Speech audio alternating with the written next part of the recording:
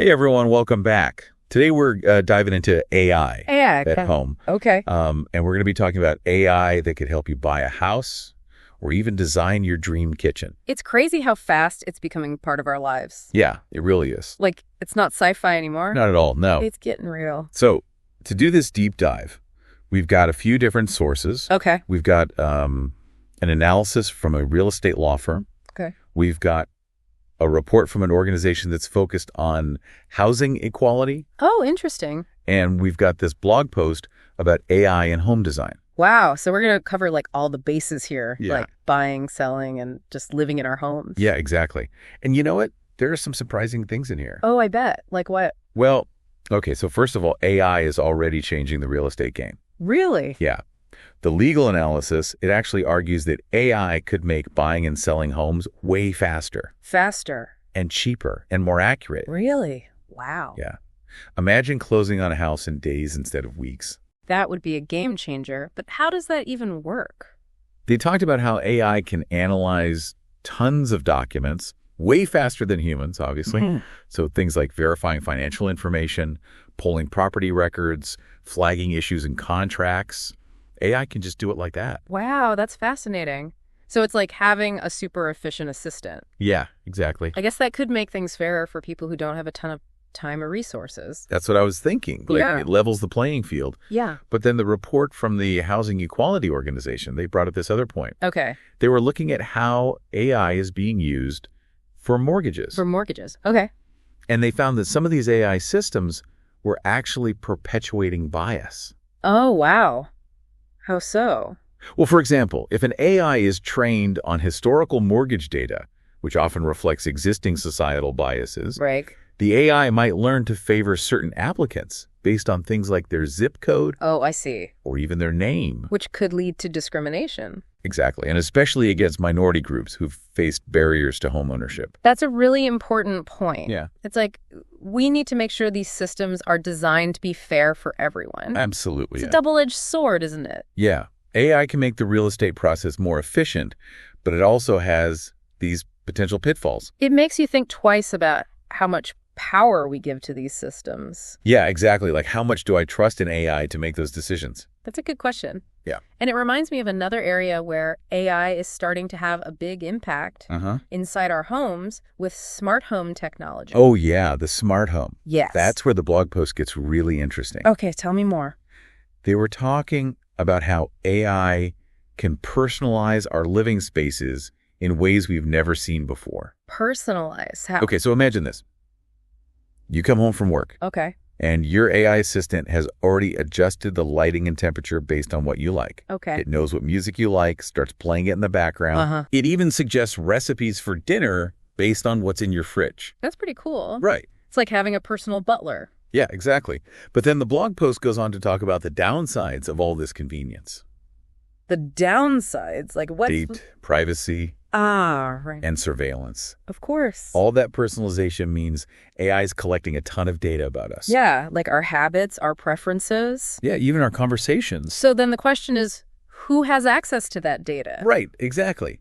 And how is it being used? Yeah, it's a valid concern. Yeah, the blog post pointed out that some people are worried about this data being misused Misused. by companies. Maybe they sell it to advertisers Right. or hackers who steal our information. Those are some serious risks. Yeah. So with all the potential benefits of AI at home, there are also some real risks we need to think about. It's a trade-off, isn't it? Like, how much convenience are we willing to give up for privacy? Yeah, exactly. That's the question we all need to be asking ourselves as AI becomes more and more part of our lives. You're right. Yeah. But before we dive too deep into the risks, Okay. maybe we should take a closer look at some of the specific ways AI is being used in homes right now, Okay. starting with home design. Okay, sounds good. I'm ready. There's some really cool stuff happening there. Oh, yeah. Yeah. I'm excited to hear about it. So you mentioned AI in home design. Yeah. Tell me more about that. Well, apparently, AI can now generate personalized floor plans, like, super fast, Really? like minutes. Wow. Yeah, it considers your lifestyle and your needs. So it figures out what you need in a home. Exactly. That's pretty cool. And even your aesthetic preferences. So it knows what you think looks good. Yeah, and then it just comes up with this design that's perfect for you. Wow. So is AI going to replace architects? I mean, Not completely, at least not yet. Okay. But the blog post had these crazy examples. Like what? Like, AI can optimize the space and suggest materials. Okay. It can even predict potential construction problems before they even happen. That's amazing. It's like having a virtual architect. Right. I bet that would be really helpful for people who are building their own homes or doing big renovations. Yeah, for sure. But what about the environmental side of things? You mean sustainability? Yeah. Can AI help us design eco-friendly homes? Absolutely. The blog actually talked about that too. Really? Yeah, like AI can help us choose eco-friendly materials and optimize for energy efficiency. Oh. Even design systems for saving water and reducing waste. Wow. Can you give me an example? Sure. So they said AI can analyze your roof and tell you the best place to put solar panels. To get the most energy from the sun. Exactly. That's smart. And it could look at your local climate and suggest the best insulation. To keep the house comfortable year-round. Yeah, cool in the summer, warm in the winter. That's awesome. It seems like AI could really help us build homes that are good for the planet. For sure. Not just convenient for us. Exactly. Yeah. And that's just the design phase. We haven't even talked about all the AI and smart home technology. Oh, yeah, like those smart thermostats. They're supposed to learn your temperature preferences. Yeah. And adjust themselves automatically. Yeah, they're pretty amazing, actually. Have you tried one? I got one recently. Oh, really? And it's crazy. It's like it knows what temperature I want before I even know. Wow. That's wild. And it's not just thermostats. What else? AI is being used in like all kinds of home appliances now. Like what? Well, refrigerators. Hi. There are AI-powered fridges now that can keep track of your groceries. Oh, really? And suggest recipes based on what you have. That's pretty cool. They can even order more groceries for you when you're running low. Wow, that's both super convenient and a little creepy at the same time. Yeah, I know, right? I mean, I like the idea, but I don't know if I'm ready to give my fridge that much control. I get it. What about other appliances? So there are smart washing machines that can save water and energy. How do they do that? They adjust based on what you're washing. Okay. And there's smart ovens that learn your cooking habits. Wow, so they preheat themselves at just the right time. Exactly. It seems like AI is taking over all the chores around the house. Kind of, yeah. But it's not just about making things easier, right? Right. Some of these AI appliances can save us money and energy. Definitely. Which is good for the planet and our wallets. That's a plus, for sure. Yeah. But, we talked about those risks earlier. Privacy and surveillance. Yeah, how do those concerns play out with all these smart home devices? That's a good question. Yeah. And it's something that the Housing Equality Report talked about, too. Okay.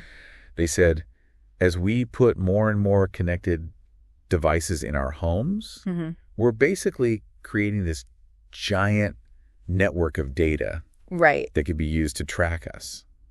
Like our every move. Yeah, it's kind of creepy when you think about it. It is. Our homes are supposed to be our private spaces. Exactly. But now they could become like surveillance hubs. So what kind of data are we talking about here? Okay, so think about all the things that are connected to the internet in your house. Okay. Your smart speakers, security cameras, appliances, even the lights. Oh, wow. All those things are collecting data. About what? About your habits, your preferences, your movements, even your conversations. So someone could potentially have a record of my entire day. It's possible. Just from my smart home devices. Yeah, and that brings up the issue of data security. Right. How secure are these devices? Exactly. And who can see the data they're collecting? Those are good questions. Yeah, they're definitely things we need to be thinking about before we put all this technology in our homes. It's a tough call, isn't it? It is. Like, on one hand, we have all this amazing tech that can make our lives easier. And more sustainable. Yeah. But on the other hand, we've got these serious concerns about privacy and security. Right. It's a trade-off. And we all need to decide what's important to us. Yeah. And it's not just a personal decision. Right. We need to be having this conversation as a society. Absolutely. Because this is affecting everyone. It is. But, it's important to remember that AI is still pretty new. Yeah, it's still developing. What we're seeing now is just the beginning. Right. Like, who knows what's coming next? Exactly. As AI gets more advanced, we can expect even more amazing things. For sure. But also more challenges. Definitely. So we need to think about the ethical side of AI. Yeah, and make sure it's being used for good. For everyone, not just a few people. I agree. Okay, so we've talked about all the exciting things AI can do. Yeah. But I think it's time to talk about the risks. The potential downsides. Yeah, there's a lot to unpack there. Okay, so we've covered the amazing potential of AI, revolutionizing everything from buying a house to designing a kitchen. Yeah. But let's be real for a second. What about the risks? Okay.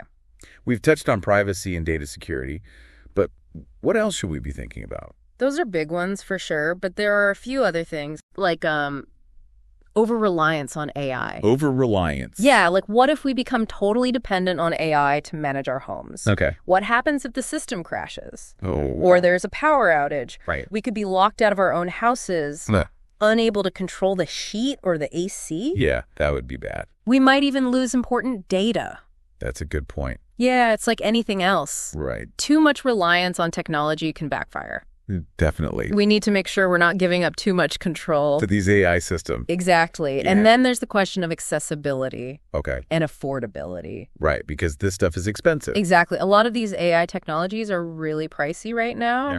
Will everyone be able to afford them? Or will it create a divide between the haves and the have-nots? That's the worry. Yeah, it's a valid concern. And you need to make sure AI benefits everyone. Not just a select few. Exactly. As we're talking about all these risks, it's making me think about the bigger picture. Okay.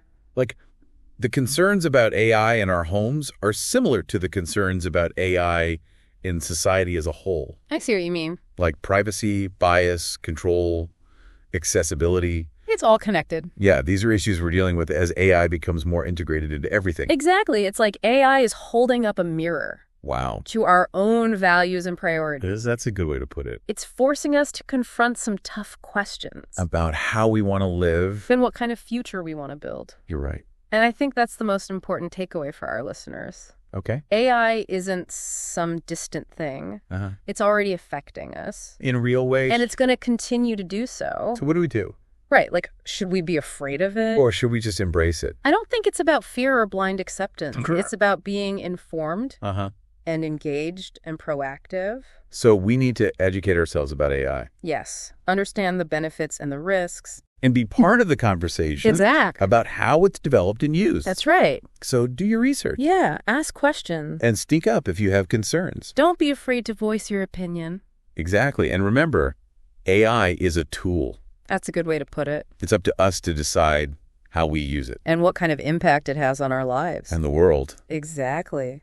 Well, this has been an incredible deep dive into AI at home. It really has. It's given me a lot to think about. Me too. AI has so much potential, but we need to approach it carefully. With both excitement and caution. Exactly. Well, thank you so much for joining us today. It was my pleasure. And thanks to you for sharing your expertise. Anytime. And to our listeners. Yeah. We hope this deep dive has helped you understand AI a little better. Make informed decisions about how you want to use it in your own homes. Absolutely. Until next time. Yeah. Keep exploring. Stay curious. Remember, the future is in our hands. It really is.